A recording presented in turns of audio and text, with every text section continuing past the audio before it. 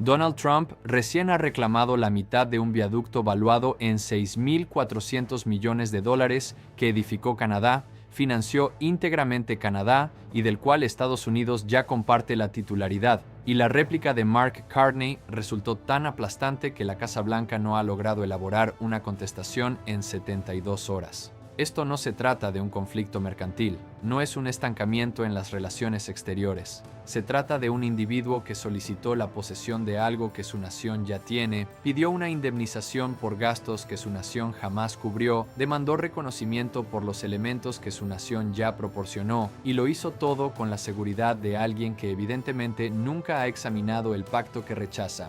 Y cuando el líder canadiense subió a una tarima con el convenio en mano y lo recitó ante el micrófono, ítem por ítem, monto por monto, disposición por disposición, la Casa Blanca optó por el mutismo.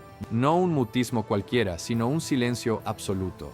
3 borradores de réplicas se descartaron porque ninguno podía refutar las declaraciones basadas en hechos sin validarlas.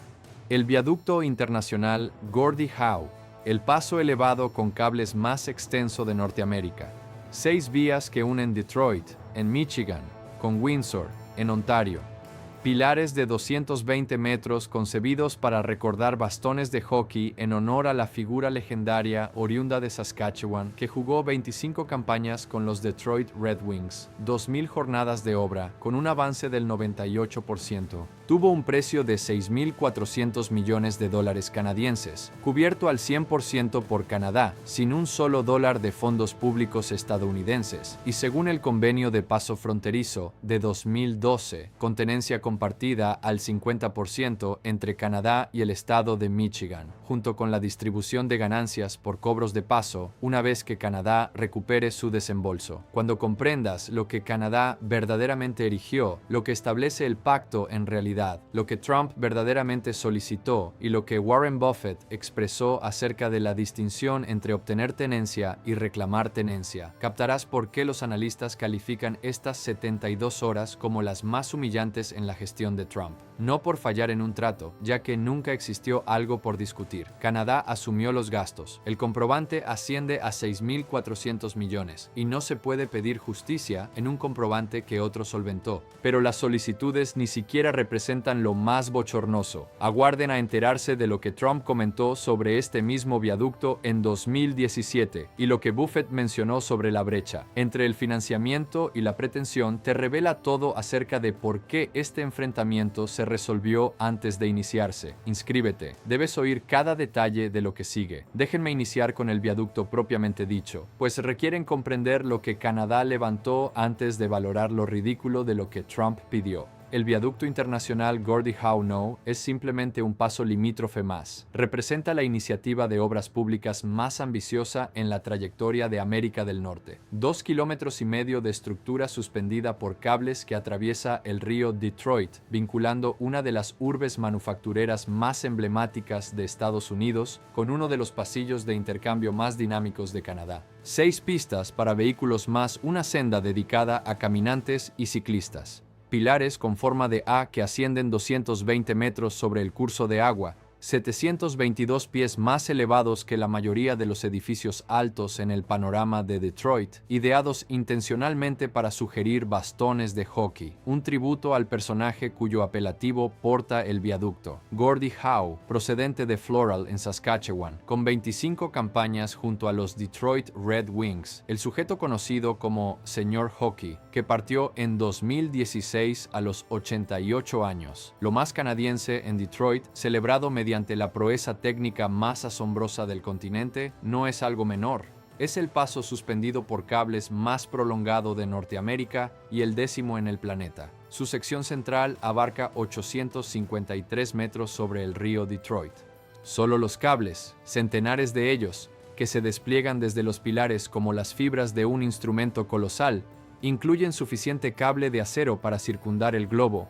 Las bases se hundieron en la roca base a 50 metros bajo el fondo del río. La organización de la edificación demandó la sincronización paralela entre 2 naciones, 2 sistemas jurídicos, 2 esquemas de normas y 2 marcos de regulaciones laborales por más de 6 años. El viaducto está terminado en un 98%. La activación se encuentra en proceso. El Departamento de Seguridad Interna de EE.UU emitió su disposición final que designa el viaducto como punto de ingreso oficial a Estados Unidos desde el 2 de marzo. Se erigió durante más de 2000 días por operarios afiliados a sindicatos de ambas naciones, empleando metal, fuerza laboral e ingeniería de Estados Unidos y Canadá.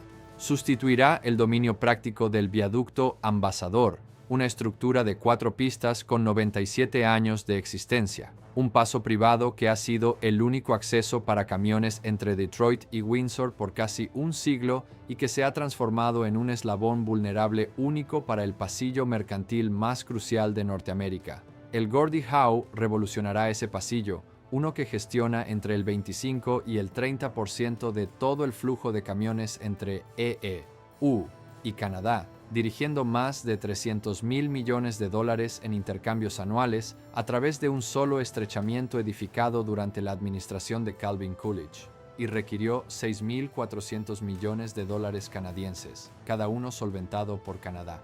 Este dato, financiado al 100% por Canadá, es el fundamento de todo lo subsiguiente, ya que plantea la interrogante que sustenta toda la narración.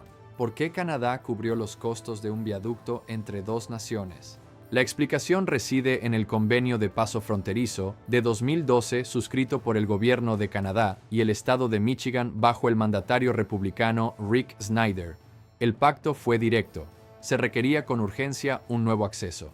El viaducto Ambassador estaba desfasado, saturado y en manos privadas, generando un eslabón vulnerable único para el pasillo mercantil más vital de Norteamérica. Michigan todavía se recuperaba de las secuelas de la quiebra de Detroit y no podía costear su porción de la obra. Canadá necesitaba el acceso de inmediato. El 75% de las ventas canadienses a Estados Unidos pasan por este pasillo.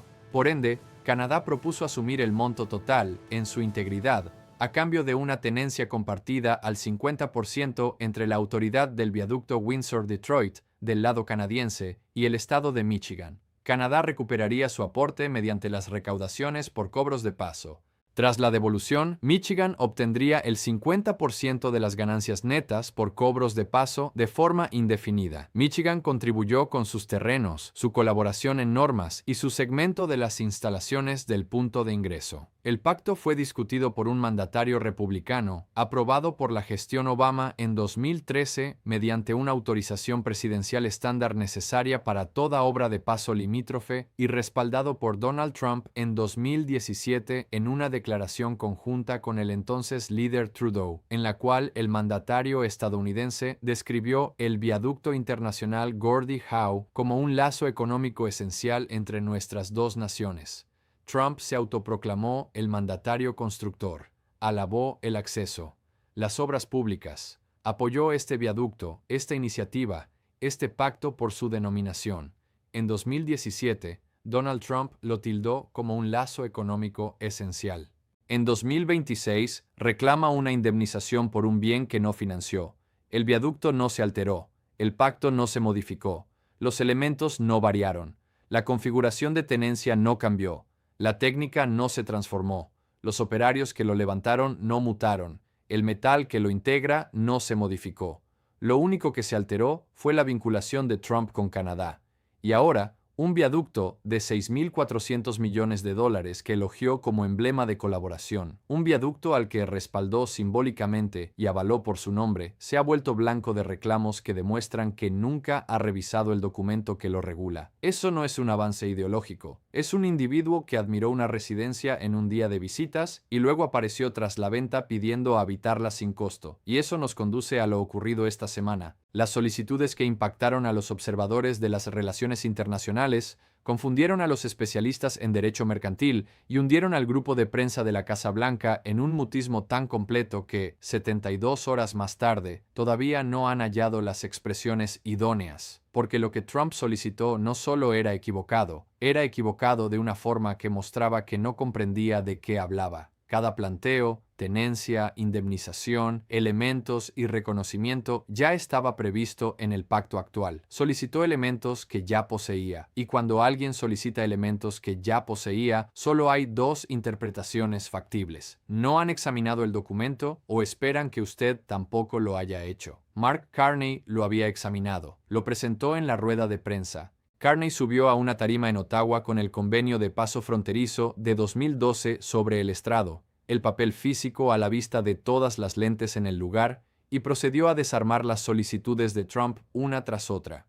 No con argumentos persuasivos, no con términos diplomáticos, sino con el propio documento. Solicitud inicial. Trump afirmó que Estados Unidos debería tener al menos la mitad de este bien. Carney desplegó el pacto, fue a la parte de tenencia y lo proclamó directamente ante el micrófono. El viaducto internacional Gordie Howe es tenencia compartida al 50% de la autoridad del viaducto Windsor-Detroit en el estado de Michigan. Michigan, que, hasta donde se sabe, integra Estados Unidos, ya comparte el 50% del viaducto. El mandatario solicitó la mitad de un viaducto del que su nación ya comparte la mitad. Esa no es una posición para discutir. Es un individuo que no revisó la norma.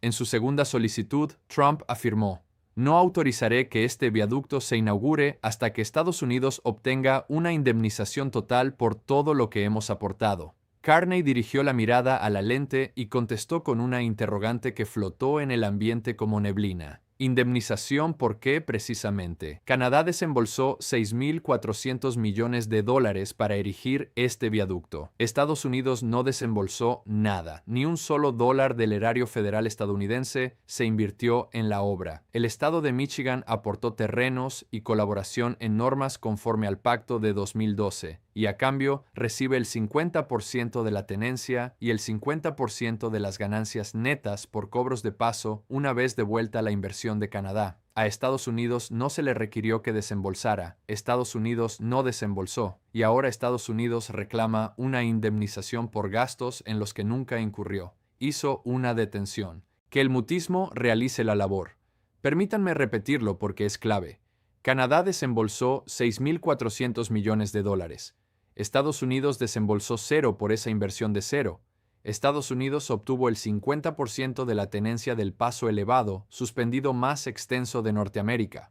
12.000 puestos de trabajo en obra y manejo. Un punto de ingreso de primer nivel para el pasillo mercantil más activo del país, y con el tiempo, el 50% de las ganancias netas por cobros de paso de manera perpetua, todo sin costo. Canadá le está entregando a Estados Unidos la mitad de un viaducto, la mitad de las recaudaciones por cobros de paso y todas las ventajas económicas de un acceso contemporáneo sin desembolso. Y la reacción del mandatario es reclamar una indemnización adicional. El término para esto no es discusión. El término para esto ni siquiera es pretensión. El término para esto es un individuo que aceptó un obsequio y luego remitió una cuenta. Solicitud número 3. Trump sostuvo que Canadá lo levantó, prácticamente sin componentes estadounidenses. La réplica de Carney fue directa. Se empleó metal estadounidense en el sector de Michigan del viaducto. Esto ha sido validado por el alcalde de Windsor, el grupo constructor y nuestros archivos propios. Operarios sindicalizados estadounidenses colaboraron en la erección de este viaducto por 6 años. El pacto de 2012 exige que el hierro y el acero se fabriquen en Estados Unidos o Canadá. Se utilizaron de ambos. Esta declaración no es un asunto de perspectiva, es objetivamente errónea. El alcalde de Windsor, Drew Dilkens, conservador, validó en público metal estadounidense, fuerza laboral estadounidense, empleos estadounidenses. La afirmación de que no hubo componentes estadounidenses es simplemente equivocada. La gobernadora de Michigan, Whitmer, sumó: "Este viaducto fue levantado por operarios sindicalizados de ambos lados del límite. Manos estadounidenses erigieron este viaducto. Que el mandatario afirme lo opuesto es una ofensa a los operarios que invirtieron 6 años en su construcción". Solicitud número 4. Trump sugirió que Obama concedió una dispensa especial que permitió a Canadá evadir las reglas estadounidenses. Carney contestó con la tolerancia de quien aclara cálculos básicos a quien se resiste a sumar. El convenio de paso limítrofe de 2012, suscrito bajo el mandatario republicano Rick Snyder, indica que el hierro y el acero deben fabricarse en Estados Unidos o Canadá. Esta cláusula fue discutida por un mandatario republicano, aceptada por Canadá y refleja el carácter binacional del proyecto. La autorización presidencial otorgada por la gestión Obama en 2013 es un trámite normativo estándar requerido para toda iniciativa de obras de paso limítrofe. No hubo dispensa, no hubo evasión. Hubo un procedimiento estándar seguido adecuadamente, totalmente registrado. El mayor disparate. Trump acusa a un mandatario demócrata por un pacto suscrito por un mandatario republicano. Eso no es una discrepancia ideológica, es una ignorancia de los hechos. Y entonces Carney cerró el expediente, miró fijamente a la lente y emitió el resumen que sería reproducido en todas las primeras planas del mundo occidental en menos de una hora. El mandatario de Estados Unidos reclama la tenencia de un bien del que su nación ya comparte la tenencia. Reclama una indemnización por gastos que su nación jamás cubrió. Reclama reconocimiento por elementos que su nación ya proporcionó. Y está acusando a un mandatario demócrata por un pacto que firmó un mandatario republicano. Todas sus solicitudes ya están cubiertas por el pacto vigente. Reclama elementos que ya posee. La única interpretación es que no ha examinado el documento. Dejó que eso resonara. El lugar quedó en mutismo. Todos los reporteros allí entendieron que acababan de atestiguar algo sobre lo que redactarían por años. Un líder canadiense con serenidad, con datos, sin elevar la voz ni alterar el gesto, probando que el mandatario de la potencia más influyente del planeta estaba haciendo reclamos sobre un papel que nunca había desplegado. Y yo propondría con respeto, prosiguió Carney, sin variar el timbre, que antes de que el mandatario haga más reclamos sobre una iniciativa de obras públicas de 6.400 millones de dólares, examine el documento. Tiene 14 hojas. Las partes clave van de la 4 a la 7. Con placer le remitiré un ejemplar. El lugar suspiró.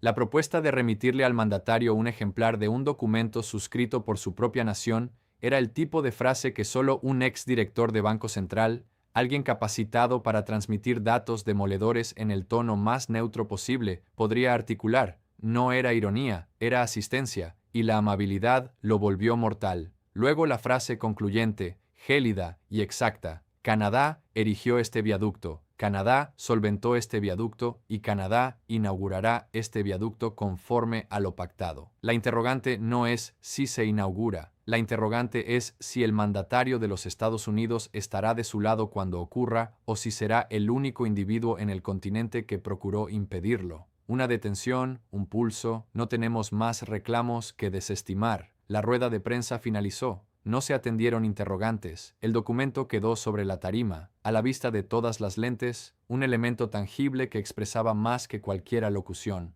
El papel es accesible, las cantidades son verídicas y el debate se cerró. Y luego llegó el mutismo. 72 horas después de la rueda de prensa de Mark Carney, la Casa Blanca no había lanzado ni una sola declaración concreta que respondiera a cualquiera de los puntos basados en hechos que Carney había expuesto. Ni una. No se cuestionó el tema de la titularidad porque Michigan ya es dueño al 50%. No se contradijo el aspecto del financiamiento porque Estados Unidos no aportó ni un centavo. No se rebatió el punto de los materiales porque el acero proveniente de Estados Unidos forma parte del viaducto. No hubo intento de desmentir la supuesta dispensa de Obama porque fue un gobernador republicano quien firmó el convenio. Las cuentas de redes sociales de Trump se dedicaron por completo a otros asuntos. No volvió a nombrar el viaducto, no insistió en su posición, no hubo escalada, no aparecieron mensajes de madrugada, no surgieron motes ni ataques personales, solo un vacío total. El personaje más poderoso de la escena política estadounidense topó con un asunto del que no podía hablar sin arriesgarse a reconocer que sus reclamos eran infundados, o a repetir afirmaciones que un documento leído en vivo frente a las cámaras ya había desarmado por completo. Según reportes de fuentes cercanas al equipo de comunicaciones de la Casa Blanca, se prepararon 3 versiones distintas de respuesta y las 3 fueron descartadas. El obstáculo era de fondo. Ninguno de los textos lograba contradecir las declaraciones de Carney sin terminar validándolas. Cada esfuerzo por refutar chocaba contra la misma barrera infranqueable. El convenio está ahí. Las cantidades aparecen en el convenio y coinciden exactamente con lo que Carney leyó. No se discute con un comprobante de pago. No se pelea contra un documento colocado en una tarima delante de 14 cámaras con las secciones clave resaltadas. Solo queda aceptarlo o hacer como si no existiera.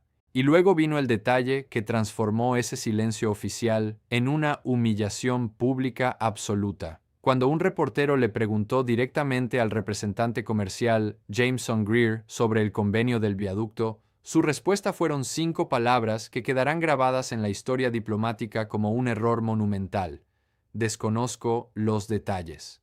El principal negociador comercial de Estados Unidos, El funcionario cuya responsabilidad es dominar cada cláusula de los acuerdos relevantes en cada frontera que el país comparte, confesó abiertamente que no conocía los pormenores del pacto que regula la obra de infraestructura más grande en la frontera entre Estados Unidos y Canadá. Esa frontera que mueve $2 billones en intercambio bilateral cada año, esa frontera por la que precisamente le pagan su salario. La aparición de Carney no fue una jugada maestra ni una táctica elaborada, fue simplemente comprensión de lectura. Y el hecho de que con solo entender lo escrito bastara para desmontar por completo la posición del presidente revela todo sobre la solidez de esa posición. Fue en ese momento cuando Warren Buffett entró en escena. Sus comentarios tradujeron el choque entero al idioma que él ha dominado durante 70 años, el del capital, la inversión y la línea que separa poner dinero de exigir algo. En una sesión informativa con inversionistas de Berkshire Hathaway, le consultaron sobre el viaducto. Buffett se inclinó hacia adelante, se quitó los anteojos y habló con la claridad que lo ha hecho la figura más respetada en las finanzas estadounidenses por 7 décadas. Llevo 70 años comprando compañías, dijo Buffett, y en 70 años, jamás, ni una sola ocasión, me he sentado en una mesa de cierre pidiendo la titularidad de un activo por el que no puse un solo dólar, porque la propiedad no funciona así. Pones capital, asumes riesgo, generas valor con el tiempo, firmas el cheque. Así se adquiere algo. Si no invertiste nada, no eres dueño de nada. Eso no es ideología política, es la regla básica del capitalismo. El viaducto Gordie Howe tuvo un costo de $6.400 millones. Canadá cubrió $6.400 millones. Estados Unidos no cubrió nada, y ahora el presidente reclama titularidad y reembolso. En mi ámbito, el de la distribución efectiva de recursos, la porción de propiedad refleja lo que se invirtió. Que Michigan ya sea copropietario al 50% es un regalo impresionante de la generosidad canadiense. Pedir más allá de lo que se recibe sin costo no es regateo, es otra cosa por completo. Entonces Buffett soltó la frase que golpeó justo en el centro del enfrentamiento. El error más costoso en los negocios es confundir exigencias con poder real. Las exigencias prosperan cuando controlas algo que la contraparte necesita con urgencia, cuando manejas un recurso que no pueden obtener en otro lado, cuando retirarte les genera un daño mayor que ceder. Eso es poder. ¿Qué poder tiene Estados Unidos sobre este viaducto? No lo financió, no lo levantó, el convenio está firmado, la norma del Departamento de Seguridad Interna sobre el punto de ingreso ya está publicada, la obra está terminada al 98%, el concreto ya se secó, el acero ya está colocado, los cables ya se tensaron. No hay amenaza que Estados Unidos pueda hacer que altere el hecho de que este viaducto ya existe. El contrato es válido y Canadá tiene el comprobante. Cuando se exigen cosas sin tener poder real, no estás negociando, estás mendigando. Y el inconveniente de mendigar es que, tarde o temprano, alguien saca el comprobante. Hizo una pausa. Eso hizo Carney. Mostró el comprobante. Y los comprobantes no se negocian. Cuando le preguntaron por una visión más amplia sobre Berkshire, Buffett lo conectó con su forma de adquirir empresas. Cuando compro una compañía, lo primero que hago es estudiar a fondo los convenios, contratos, compromisos y estructuras de propiedad vigentes. Antes de pedir cualquier cosa, sé que ya está acordado, porque nada te hace ver más ridículo en una mesa de negociación que reclamar algo que el contrato ya te concede. Dejó que la idea calara. Por lo que veo, todas las demandas del presidente ya estaban cubiertas por el convenio en vigor. Eso significa que o el presidente no leyó el documento o sus asesores no le explicaron lo que decía. En cualquiera de los dos casos, el desenlace es idéntico. Entras pidiendo cosas que ya tienes, la otra parte lee el convenio frente a un micrófono y no hay réplica porque no existe réplica posible. En mi oficio, a eso lo llamamos falla en la revisión previa. En diplomacia, supongo que lo llaman bochorno. La respuesta de Carney no fue genialidad estratégica, no fue una maniobra diplomática astuta, no fue un movimiento calculado para avergonzar al presidente, fue aritmética. Leyó el convenio, mostró las cifras, expuso los hechos, y los hechos eran tan directos, tan transparentes, tan inapelables que, 72 horas después, la Casa Blanca sigue sin poder armar una respuesta, porque no se refuta la aritmética, solo se acepta o se ignora.